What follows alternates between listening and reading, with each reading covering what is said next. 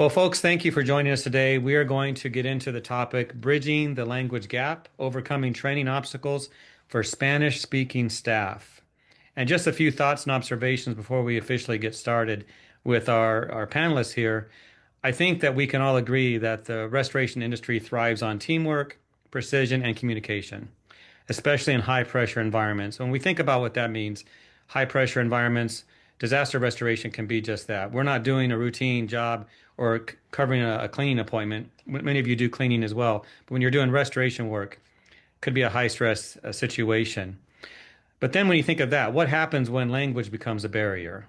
Well, today we're going to dive deep into how restorers can move from language challenges to cultural empowerment, and why doing so isn't just the right thing, it's also a smart business move as well.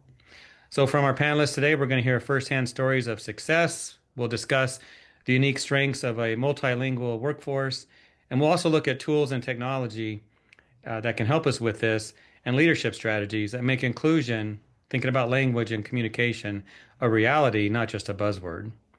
And plus, we want to take a look at the future, don't we? What does this all mean for a future looking company when we think about Spanish speaking workers committing to meaningful changes? So that's what we're going to talk about today. Up to an hour long. We might end a little bit before that, but we have about an hour scheduled. But I'm done talking. I'd like to introduce our panelists. We're going to have some introductions and actually start with a question. So introduce yourself and tell us about your role and background, especially your work, your experience in multilingual work environments. And Leighton, my partner here works with KnowHow, one of our partners with Cleanfax. Why don't we start with you on that? Awesome. Yeah, great to be here, Jeff. Really excited for this discussion. I think it's timely, and I think a lot of people are very open-minded. I think that they need tactical guidance. Me, I know this pasty face doesn't look like it, but my first citizenship is from Colombia. So I was born and raised in Colombia, South America, and so grew up very saturated with this wonderful, warm, family-oriented, Latino culture. And my sister was adopted from there, and even the joke is my wife, her roots are from Guyana, which is right by Venezuela, but she grew up in where I am now in Canada, and so she looks, basically she looks like she's from South America, but whenever we travel, this like, sunburnt, redhead person is the person speaking Spanish to, whoever we're interacting with. So that was kind of my introduction. And then, when I grew up, we had moved to Canada where my family were farmers, and I moved to the big city to start a construction company. And so naturally, building out my team, one of the things that I experienced was just the tremendous impact of bringing hardworking, individuals that came over. And I can think of several individuals who became just critical parts of my team. Juan Pablo Palomino Morales, right, from Peru, right? I remember the day I interviewed him in the coffee shop, and he struggled with English, and I didn't want to let on that I could speak Spanish because I really wanted to see how could he interact with my customers, and I shouldn't have made him sweat so hard. And I remember he just looked at me, and he just so desperately wanted to be part of the team because he'd seen my cruise around town, and he just reached out and he said, like, I want to be on your team. Well, what ended up happening is he became my top guy. And for several years, I built, kind of crews around him, and invested in him deeply. And we became good friends. And I still remember the day when I, flew out to his wedding, got to meet his family.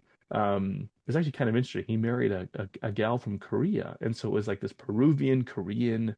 Wow. It was like Inca Cola in like silk togas. Like it was it was like this just anyways.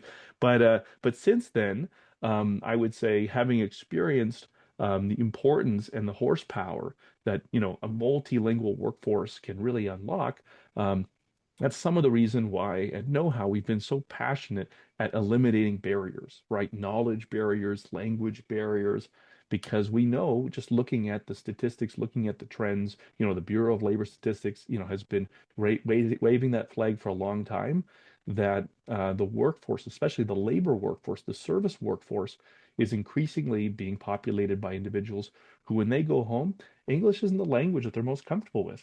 And to your point, Jeff, property restoration, it's a complicated industry.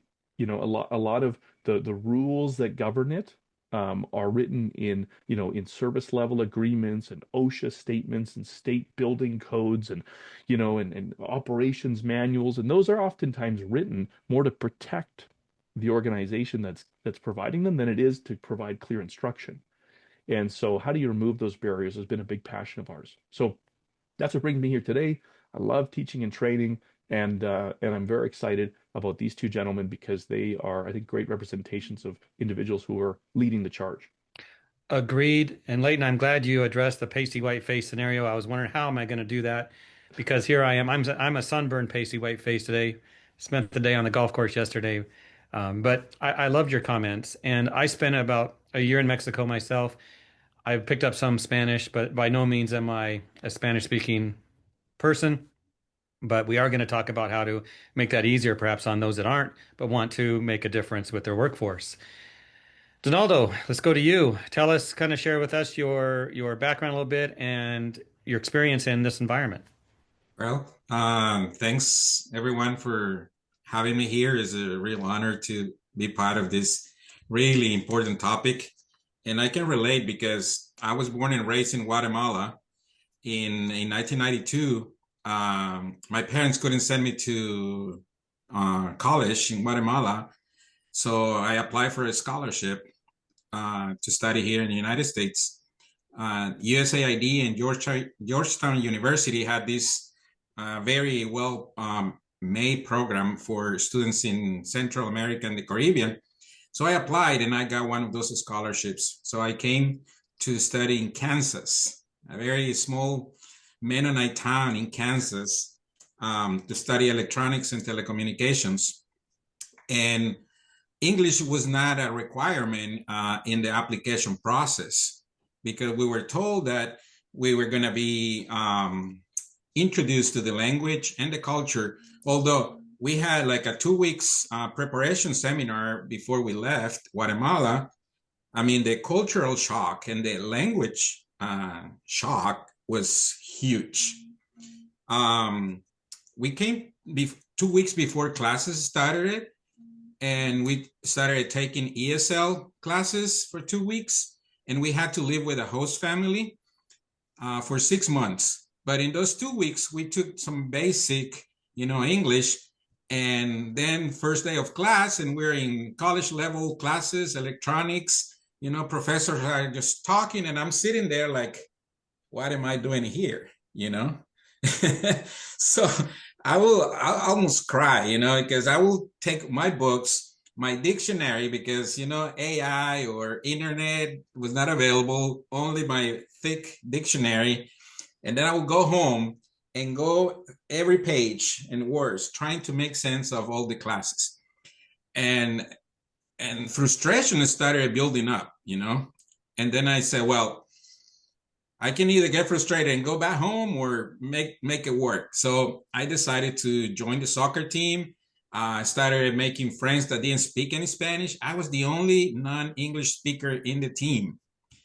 So, but I knew how to play soccer. So that will open, a nice door. I made a lot of friends. I started practicing all the what we were learning in our basic classes, and understanding the cultural shock. People don't realize how hard this is. And I'll give you a small example. In Guatemala, for example, when you go to practice and all your teammates are there, you shake hands with every player there. Everyone, you shake hands. So I did that my first tryout day. And people were looking at me like, what's wrong with you? Because I was just shaking hands with them. So little things, but the cross-cultural or the cultural shock, it's hard. And we have been in preparation for like 2 weeks, and we had other training parts, And still, now can you imagine someone, and we had high school level education, so you are almost, you had a little bit of training in many things, but can you imagine someone that comes to this country and doesn't have that preparation? They don't speak any English at all, and then they jump into these labor forces. It's hard. So I had a ceramic tile company for almost 18 years, and I will take these guys that didn't speak English, didn't know anything about Spanish, and I will train them, pretty much take them by the hand. And I was happy whenever they came to me and they were like, I want to start my own. And I said, well, this is a country of opportunity. So if you feel ready, I can help you. You have to do this, you have to do that.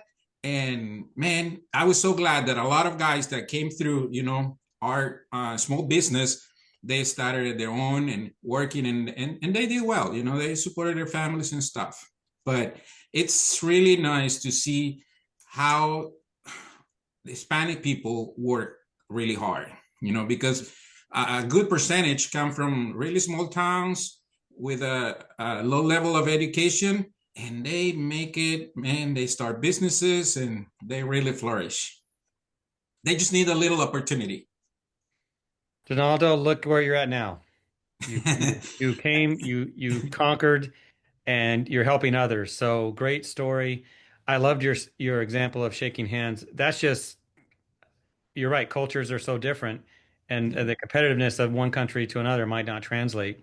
But you were just going with what you'd been taught as a child raised, I'm sure. Exactly, yes. Mm. And if I can, Jeff, Mm. because Donaldo's not going to say this about himself. So Donaldo is wearing this logo, this Thomasville Restoration. Thomasville is one of the most respected restoration companies in the U.S.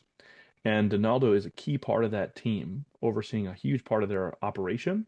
And him and I've spent time, I've seen Donaldo in the wild, and a lot of the Latino team members, they see him as a mentor, and they come around and they share with him, some of the challenges and frustrations that they have, and he's there mentoring them and encouraging them to be able to say, look, you need to be able to kind of lean into this challenge, right? And so from our conversations, I just said, here's an attitude and a leader who actually has a lot of good advice for so many Latino workers and Spanish speakers who are coming up in the industry. And, to Luis's point before we got started here, might feel frustrated, right? Or they might feel like, Donaldo felt when he was in that class in that Mennonite town outside Kansas City, right? Yep. Exactly. And keep an eye on the chat, everyone, as well. We'll have a few questions that pop up there, and you can address those. I know Jorge Villalobos just put one in that's a question that we all wonder about. So feel free to comment on those. But let's go to Luis and get your take on this. Introduce yourself and tell us about Yeah, your experience in this environment. Go ahead. yeah, no, first of all, I really appreciate you guys bringing me here, and I'm a bit starstruck because it's I've used to see you guys and kind of like pick up learning habits and opportunities that I could pass on. But my side of the story, pretty much, I come from a border town called Laredo, Texas, and there is just pretty much Latinos, right? And my mother moved in here, same thing, almost like Don's story. Like she came here for an opportunity. One of the things that I learned at first, like my first language was always Spanish. English, I had no one else to teach me English because nobody within our circle did that. So I kind of see you'll kind of figure out as we go, but I kind of see everything as a little bit of a gaming scenarios or because I learned how to read first and then understand it by playing games. And I was always late on technology wise because the opportunities were never there. Let's say whenever uh, I was able to get let's say a cassette player, the CD players were out. Whenever I got the CD players, the MP3s were out. And it was always constantly like, well, why am I always like never up to that little point? So this is where I realized it was part of the opportunities of growing and wanting to grow. So one of the things that I would always see on my mother's side was that she was always dedicated into this hardworking environment, making sure that her efforts, even if it goes unnoticed, are always the same constantly. And that's because everybody, I don't think it's just the Latinos, but everybody has this portion of passion of leaving something behind for people to be interested in, like, hey, you know what, this person is someone to invest in.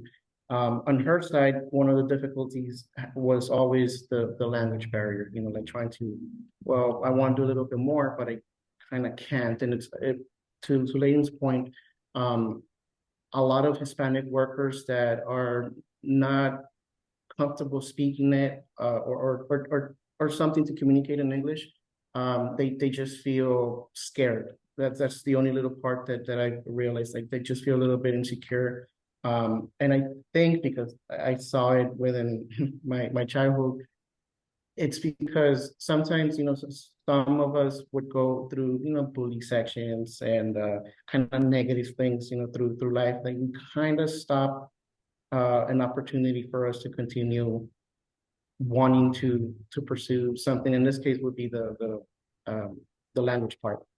But my whole life has always been on that small city where everybody speaks mainly Spanish, but we're able to communicate. And then it's so weird because right now, as we're talking, over there you could be talking one Spanish, one English, and somehow we understand both what we're saying. Sometimes it's a shock for people where, like, we're talking like this, but comienzo a hablar en español, and you start understanding what you're saying, and then you speak to me, and we understand what we're saying. So, I've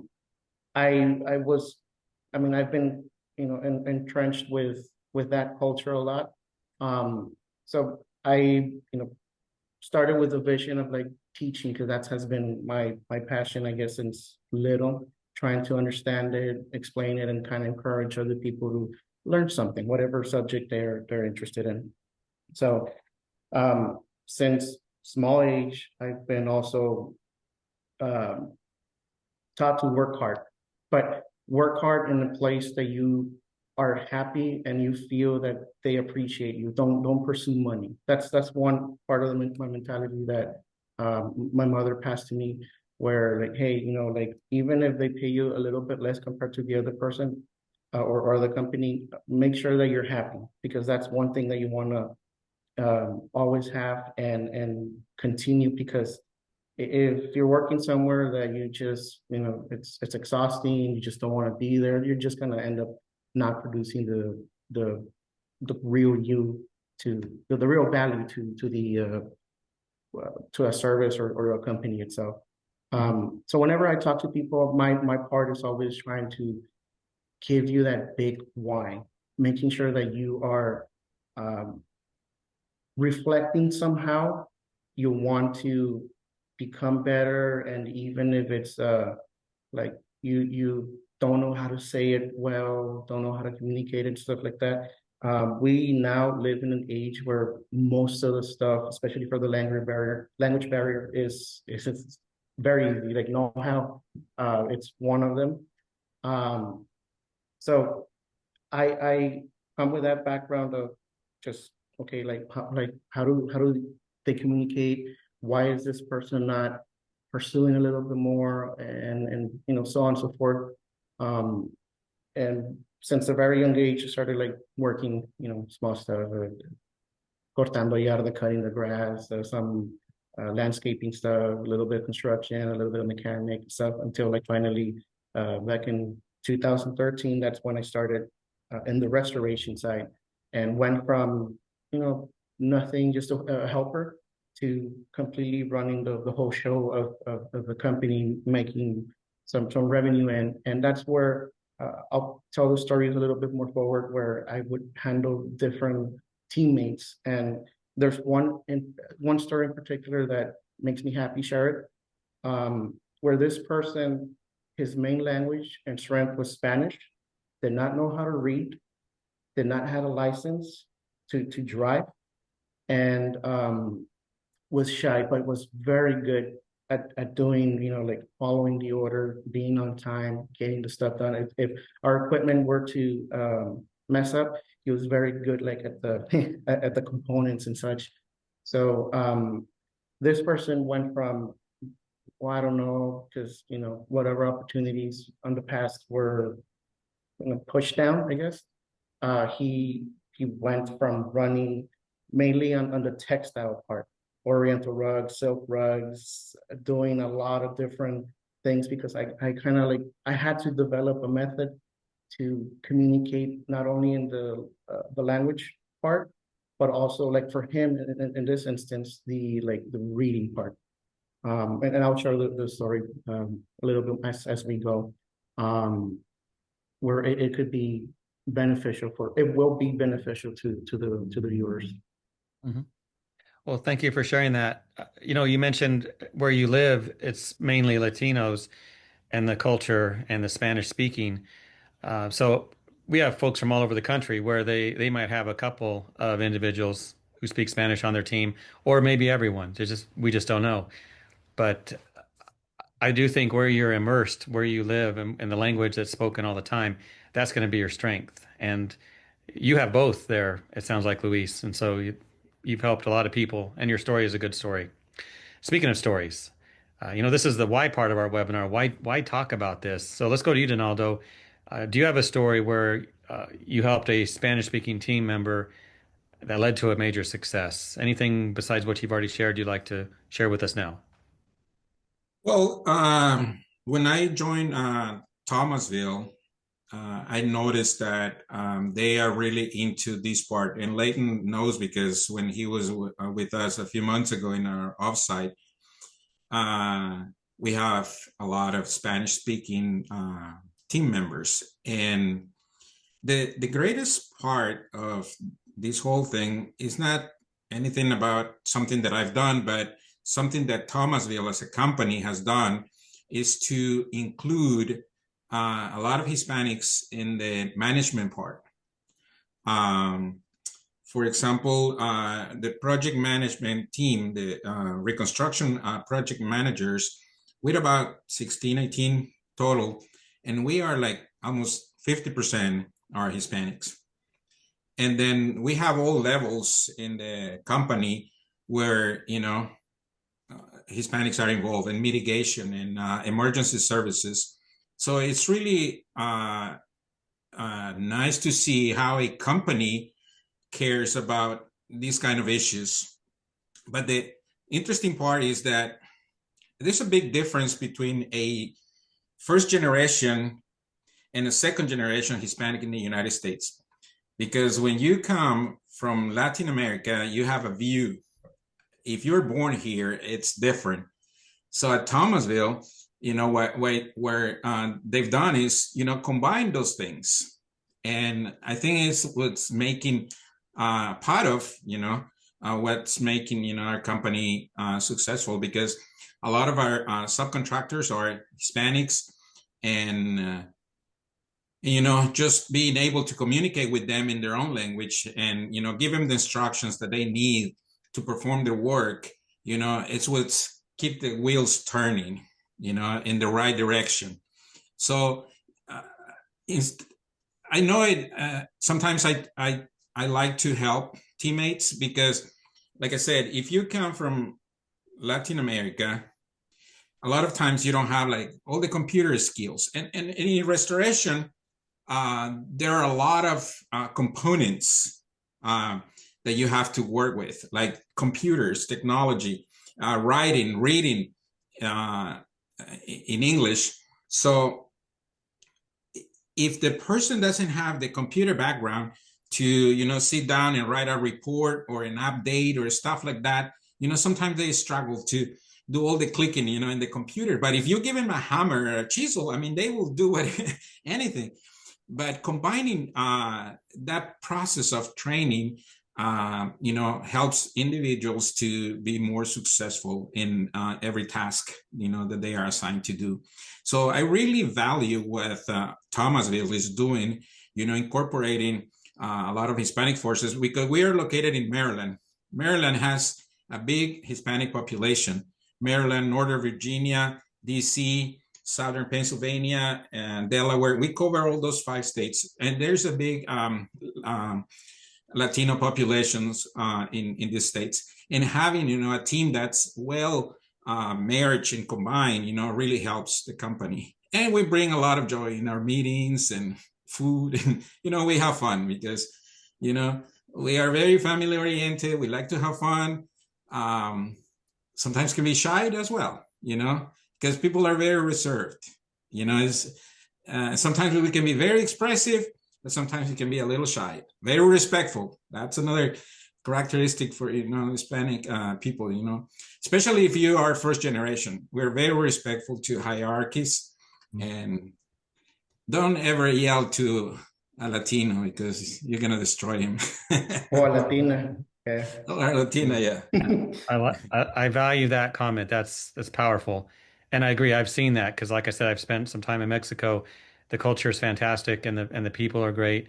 It's their first generation, of course. You know what I mean? They're not second here in the United States, but how important that is to treat people with respect. Yeah. If I can just double click on Go one ahead. thing that Donaldo said, because as we go through all this content, if you're tuning in, one of the questions is like, okay, so what are some of these really practical elements? So one of the things that Donaldo you mentioned, which I think is really important, is that some of these workers are coming from a background where their culture isn't as saturated with technology, right? They didn't grow up with their parents sticking an iPad in their face so they'd be quiet at the supper table. You know what I mean? Like it's different. And so, but they're willing to do the work, and they have an aptitude to work with their hands.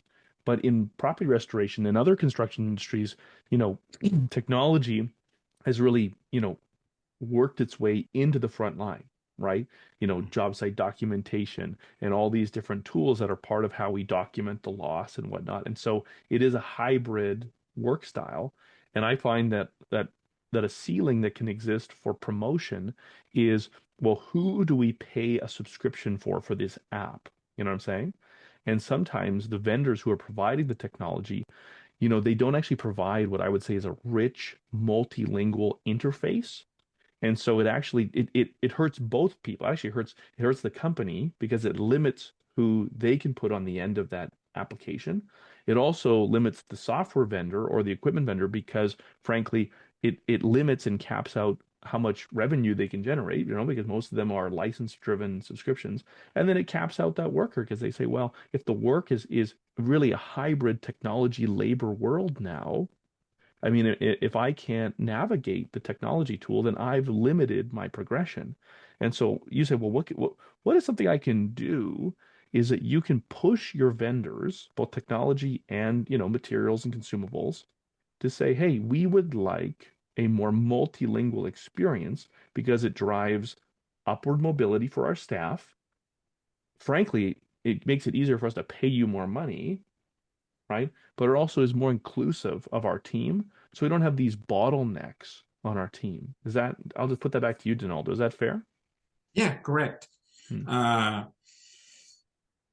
We see more and more, like, for example, KnowHow, we implemented all the processes in our company, and people are getting into the process because we have a binder with all the processes, but now having everything through you guys, it's making things easier because it's a step-by-step process. And we have notepads, we have laptops, so we have all this equipment, and sometimes people can be afraid of using it. Thanks God, in our company we have that every process is already in place, and people are fitting into it in a way that they feel comfortable, doing it. But if a company only gives you a computer and tells you, okay, do what you can, or you have to keep everyone updated on what you're doing, people are going to be frustrated. But if you have everything in place, it's much easier for them to succeed, because otherwise you can get people frustrated, You know, if they have to do it and they don't have the skills to do it, they can do a lot of things with their hands. But when they have technology in front of them, it's like they feel like it's useless. But it's just like a how can I say, self-defense mechanism. You know, I don't like computer. I don't do this. I don't do that. I do it this way, paper and pen, you know, pen and paper, because sometimes they're afraid. But if your organization or company has the process to bring people in, you know, and show them that technology is going to make, you know, their life easier, you know, people take it. They don't reject it. And, you know, they find out that it's the easiest and fastest way to do it. Mm-hmm. You know, some might look at this topic as a challenge or maybe a hindrance to business growth, and it's not. Can you speak to that? Can you speak to the strengths of having a multilingual workforce and how we can help business owners, managers, those in leadership positions see it the same way? Any thoughts there, Luis? Yeah. So I'll mention this part of the story, but before that, one of the things that I had to learn was that people, like what Don said, that people who struggle with technology and they're kind of scared of it, or they don't want to, and you know, as a, let's say, business owner, like, hey, you're good at this stuff, but you just need to apply this extra effort to, you know, to be able to grow, to get a little bit more revenue on your side. Sometimes what we don't realize, because I didn't even know this, not until like a couple of months back, where some of us have some difficulty capturing it. One of the things is, I forgot the proper name, but there's dyslexia is one of the things that was, you know, you have difficulty interpreting because, you know, you'll mix the words. But there's, I forgot the proper names for the other part, where it's a learning, not a learning disability, it's just that you're take a little bit more extra time to capture it. And from what they told me, this other experts on this part, was a lot of people who did not have the resources that there is now. What happened is that they got bullied, they got told a lot of negative stuff, so they got pushed down to the point where they're, nah, I don't want to go through it because I don't want to be feeling embarrassed, all because I messed up. So they it's not because they don't want to, it's just because, you know, life happened and they got discouraged on, you know, pushing for a little bit more. So one of the things that I at that time didn't really realize, for this person, maybe someone else would have said, nah, you know, like, those you don't know how to read, you don't have a license, you know, it's gonna, you know, some of our customers are only English speakers, so maybe somebody else would have said, nah, you know, we're not gonna hire you. I'm always the person who's like, no, let me figure it out, let me see how we can do it to work it out. And one of the things that I did, I didn't know it back then, but it was, I call it the pictogram, where I use images because that's how people learn. Those that kind of struggle the like reading, you know, a lot of different things. They memorize it based on either by doing it by hands or memorize it by images, or the others are stories. So what I did, I put pictures, and then where I used to work was with SurfPro. So SurfPro had all their chemicals by number. So I was like, okay, let me put a picture mixed with a number so that he can kind of at least understand what to do. And then on the textile part of the industry, you know, sometimes you want to know that, well, is it nylon? Is it wool? Is it this? And sometimes you know, use some a little bit of acid or alkaline to kind of figure out, like, oh, it is this, so let's not use this product.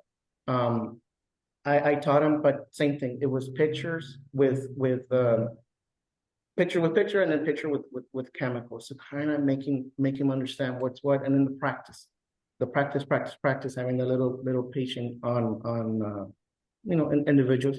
But it worked perfectly, and not just for him, it actually worked for the rest of the people, where they're like, oh, I want to try this now, like, this is interesting, especially with the pH pen. Whenever, it's not pH pen, but whenever you're trying to determine the pH level of a textile, just to make sure that you're able to make the most use of the product that you're going to apply. It made him like interested in like, oh, like this is interesting because it has never we would use not to do it before. And that's where I started like getting the pictures. You know what? It's not that they don't want to.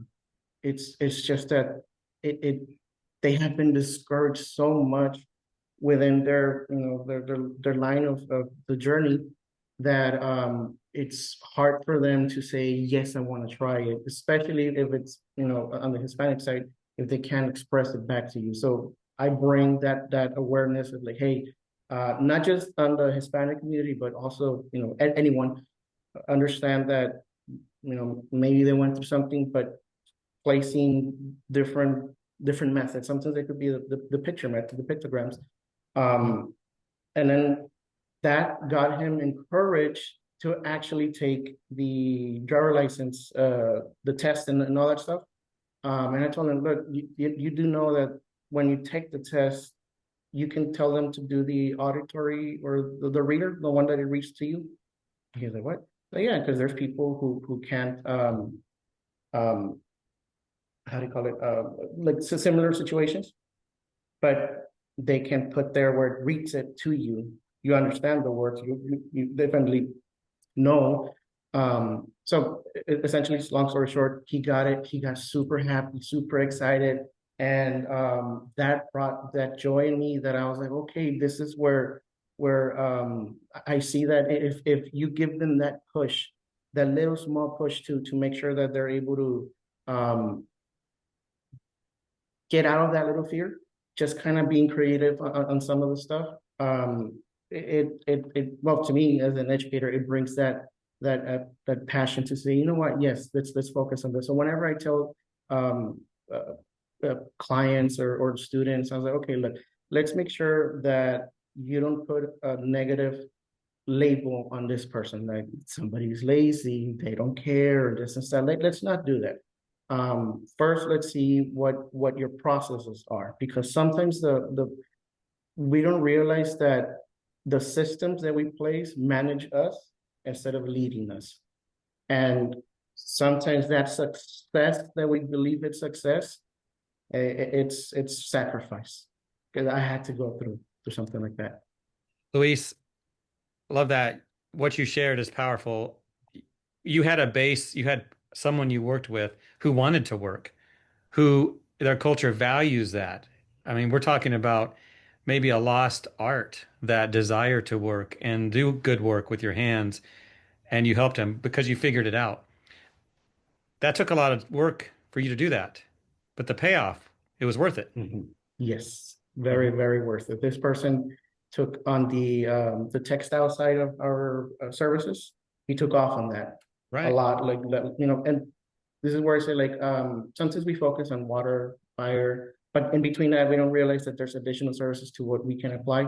And sometimes it's slow, the calling and you getting called. Well, there's additional stuff that you can do that could help you as a company bring that revenue. But the part is making sure that you also understand that we're all humans. That's one, and then the other one that figure out how to give that encouragement. One of them, that small little portion, is I call it pictogram, but it's using images and sometimes numbers. So that'll be nice seeing somehow where it becomes kind of like set, not as a standard, but set, where maybe the chemicals might be numbered, all of them, and that way we kind of people are able to use it, and within their own company. The other part is making sure that it's usable. I tell some of my clients that you can't use this by Monday, it's not real enough for you.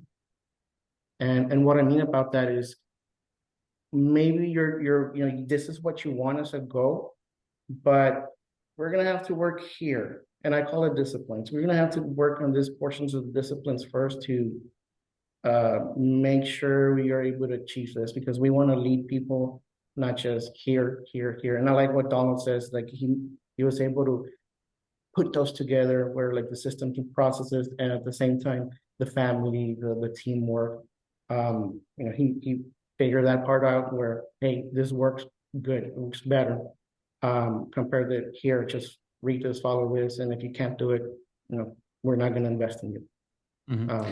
There's a lot of good workers out there who want to work, and maybe they just need some management help, some personal touch that you provided to make that happen. But Donaldo, I want to go to you and to dig in this deeper. What are restoration business owners missing out on when they have that? I don't want to say it's just ingrained to only hire English speaking people because it's easier. Is that a reality? Do you see that in the industry? I mean, if they think like that, they are limiting Sure. their companies because, for example, a quick example, we were doing some ride-alongs with some of our estimators, and we went to this house. The homeowner was not there, only her mom. And she was going to cancel the appointment because her mom doesn't speak English. And then she said, well, but she speaks Spanish. And then the estimator said, well, it's your lucky day because Donaldo's here with me, And then I said, hey, ¿cómo está? And then I started speaking Spanish. Man, she relaxed and said, okay, so let me talk to my mom. And she came out. I spoke Spanish with her, and then we were able to, do the estimator did his job. So having people from different cultures, not only Spanish, but from different backgrounds, really brings richness to the company, to the organization, because culturally, linguistics, a lot of things, that people can share in the company. And that opens up a bigger pool because you can reach other type of customers. If you have the workforces to feed into a bigger area, like for example, where we live right now, Maryland has a big Spanish population and from all over the world, and DC as well, Northern Virginia. So those are markets that if you want just limit your workforces to one particular group, you're missing out in those areas. So having a multicultural team or multilingual really it's an actual big asset to the company because you have different perspectives, different point of views, understanding the cultures. So yeah, I will really encourage, companies to bring people, but also pay attention because remember, if you're bringing people that come from different cultural backgrounds, and for example, for a Hispanic person, it's difficult to be direct. He's going to be trying to go around and try to give you context information, explaining an issue. It's going to go around and using different ways. It's not going to be direct, like to the point.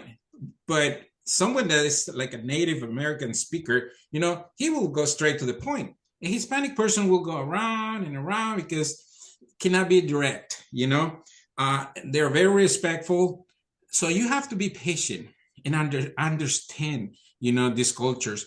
It's going to bring to the team, but the leaders, the homeowners, the company owners, they have to understand that they need to pay attention to these differences because they can be the factor that's going to either make them succeed or fail.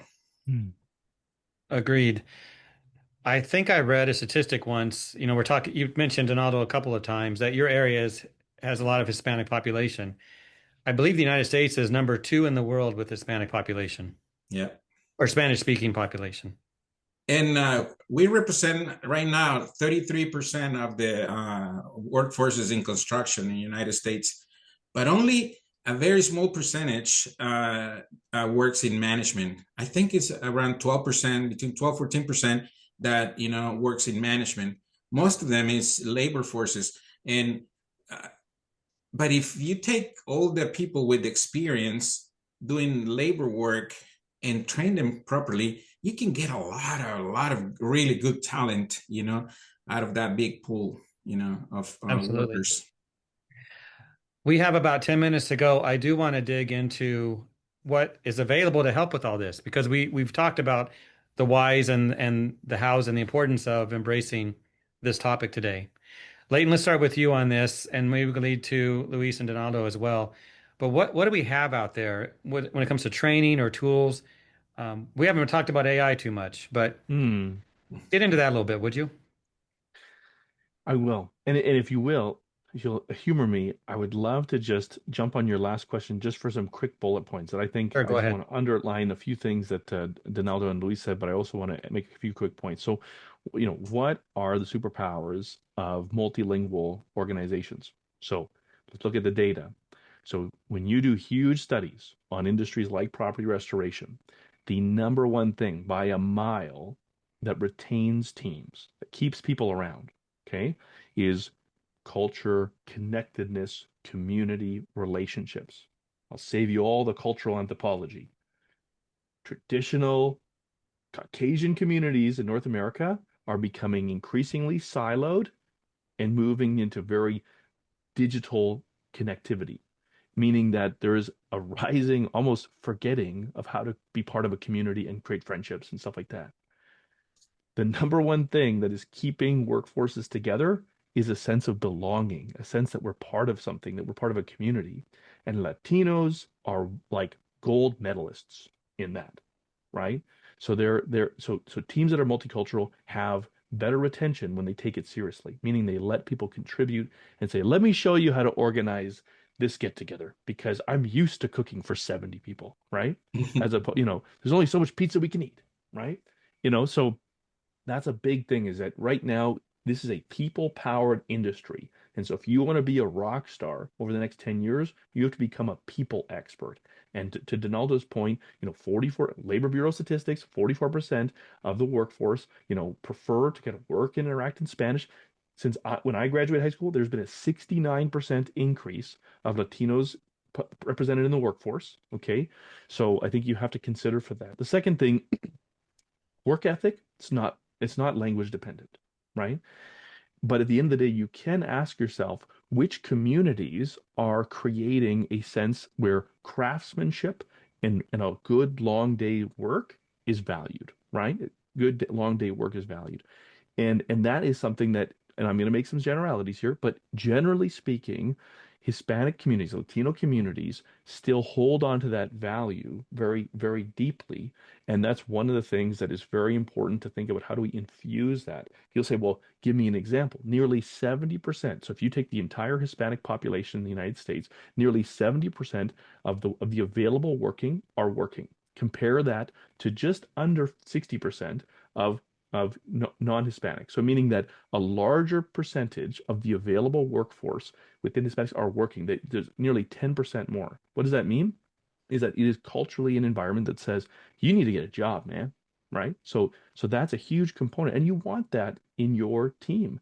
Another component is that customer experience is going to be king over the next 10 years. The customer is really what terrifies insurance providers and so many of the individuals who really are driving the capital in this industry. And communities of Latinos, they just, in their culture, they just value a respect for people in a way that's just different. And you want that. You want that centricity, that customer centricity to have a big influence. And so many individuals who come from these Hispanic communities have come from struggle, have come from turmoil. And so there is a resilience and an empathy for people going through difficulty that you just can't make up. You just can't fabricate that. You can't just take someone through a slide deck and say, and these are the reasons you should be empathetic with someone who's experienced hardship recently, right? And so there is a more of a presence of an experience of hardship, whether it's through them directly or through their family. And so there's a sense that I can empathize with someone who really has had their life turned upside down. And to the point that Donaldo made just a moment ago is that Latino homeownership is really exploding. And so the ability for you to be able to interact with a homeowner who, again, English is not their first language, and they just went through something very challenging, or they're trying to explain something very technical, or they need to agree to a lot of things that have to be done on their home. Again, when you have that workforce present to be able to have someone join that estimator and to be able to bridge that gap, again, that is going to be such a unique experience from a customer experience that is going to drive referrals. It's going to drive a whole bunch of, I think, enthusiasm within the market.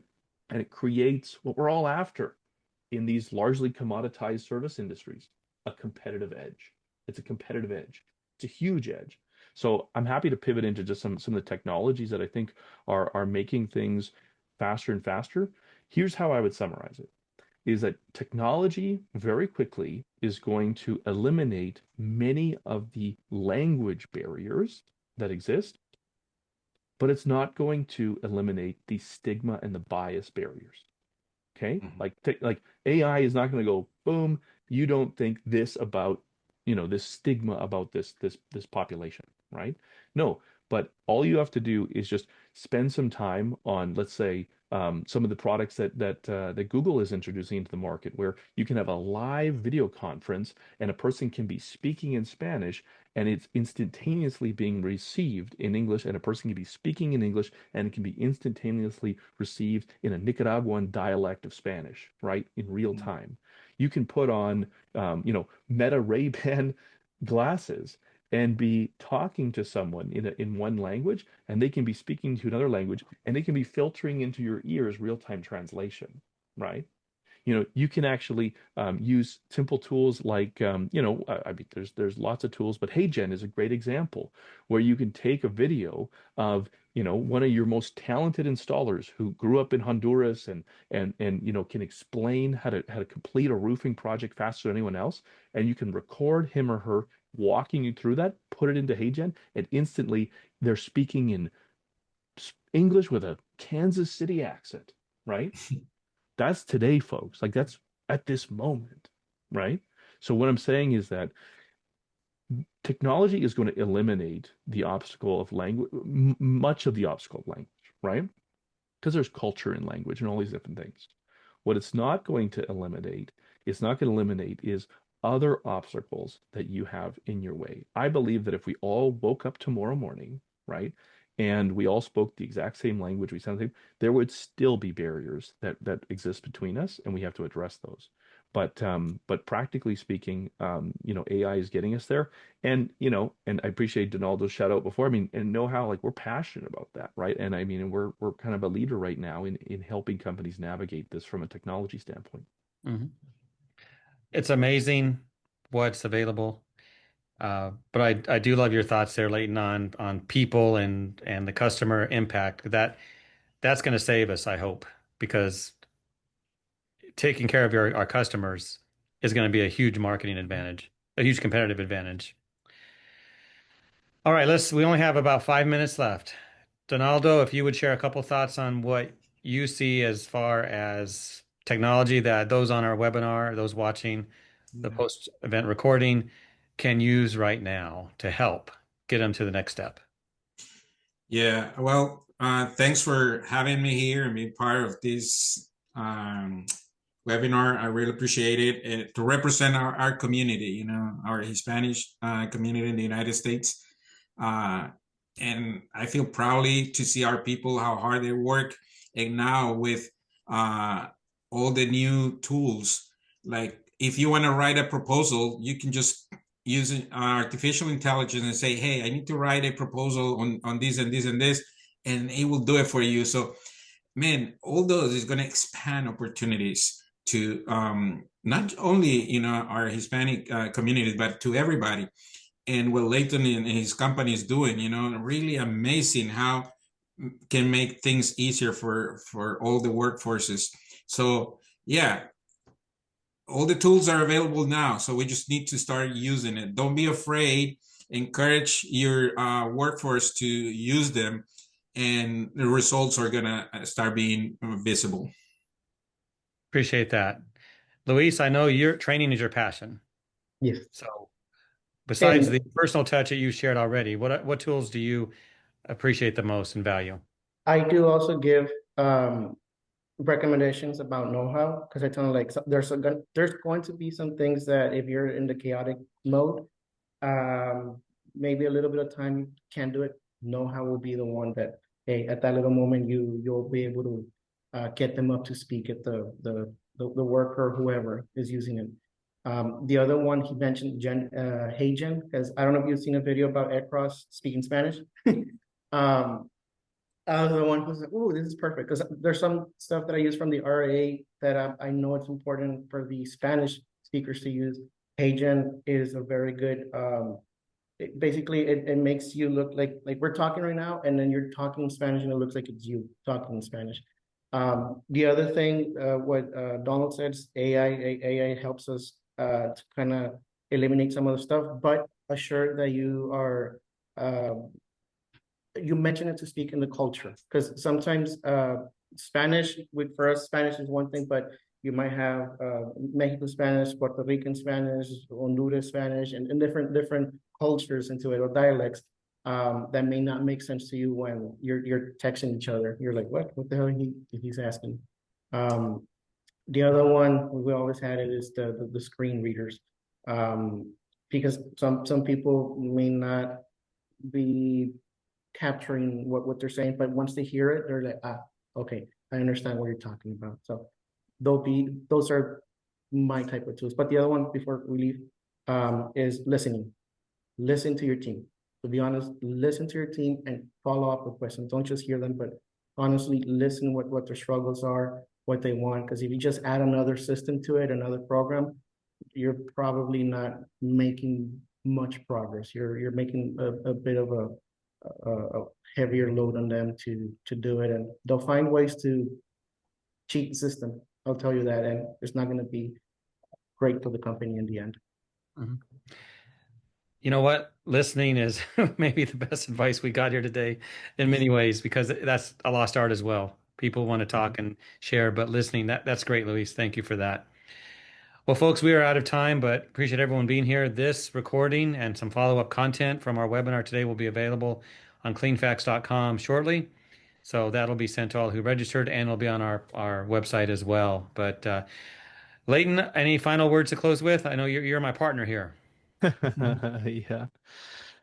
You know what? There's so many things that could be said, but I'll probably just say this is that for many people, their Spanish speaking workers are probably part of that temporary side of their workforce, but there is nothing temporary about the Hispanic workforce.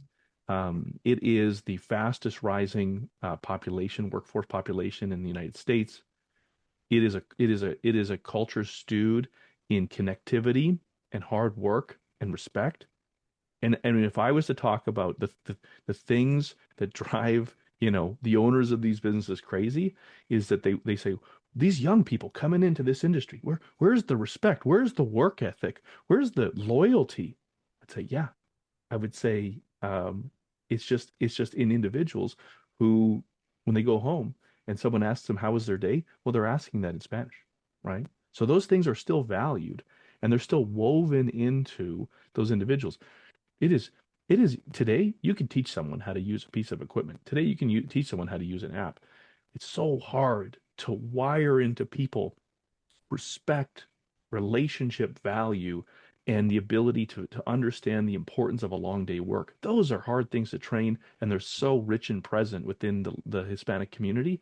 And so that would be my closing comment: is technology is going to just trivialize what we thought were the barriers, language, obstacles, things like that.